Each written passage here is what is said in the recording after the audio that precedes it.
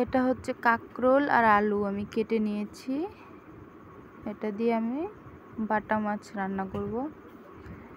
তেলের উপরে এখানে আমি মাছটা ভেজে নিয়েছিলাম, সেই তেলের উপরে জিরে দিয়েছি। আর এখানে পেঁয়াজ, আদা, জিরে, কাঁচা লঙ্কা বেটে নিয়েছি।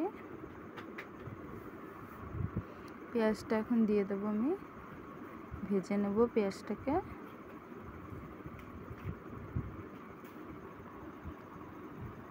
পেঁয়াজটা একটু ভাজা ভাজা হয়ে যাবে যখন, তখন আমি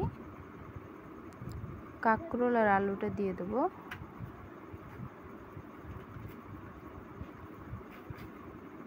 যে পেঁয়াজটা ভাজা ভাজা হয়ে গেছে, এখন আমি কাঁকরোল আলুটা দিয়ে একটু ভালো করে কষিয়ে নেব।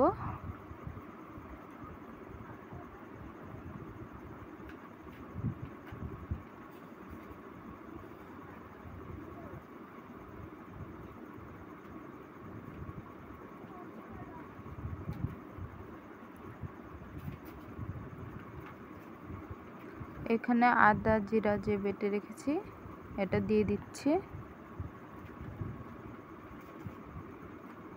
দিয়ে এটাকে ভালো করে নেড়ে চেড়ে নিচ্ছি।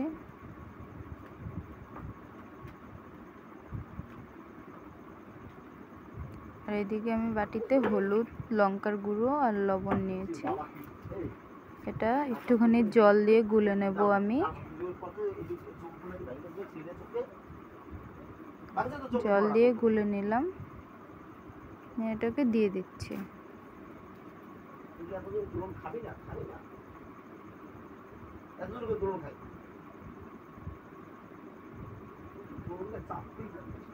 এটাকে ভালো করে কষিয়ে নিতে হবে।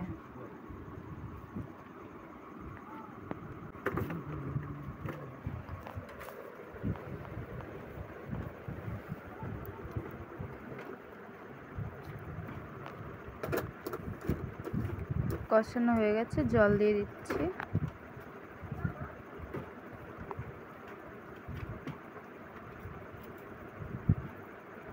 জল দিয়ে দিলাম, দিয়ে এটাকে একটু হতে দেব। ঝোলটা যখন গরম হয়ে যাবে তখন আমি মাছটা দেব। এখানে আমি পোস্ত বেটে রেখেছিলাম, এটাকে আমি লাস্টে দেব। ঝোলটা দেখুন ফুটে গেছে, এখন আমি মাছগুলো দিয়ে দেব।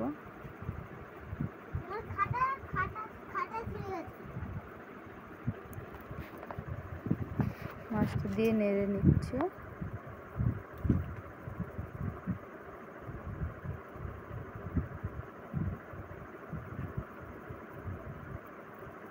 এভাবে একবার বানিয়ে খেয়ে দেখুন, দেখবেন ভালো লাগবে। রান্না আমার হয়ে গেছে, এখন আমি পোস্ত ভাতটা দিয়ে নামিয়ে নেব। দিয়ে দিলাম পোস্ত ভাতাটা।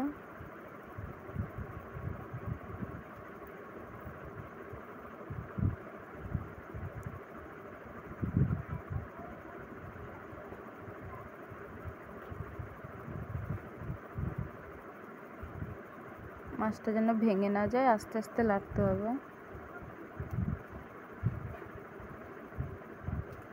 নামিয়ে নিয়েছি। ভিডিওটি যদি ভালো লাগে লাইক, সাবস্ক্রাইব ও শেয়ার করে দেবেন। পরবর্তী ভিডিও দেখার জন্য চ্যানেলটা সাবস্ক্রাইব করে দেবেন।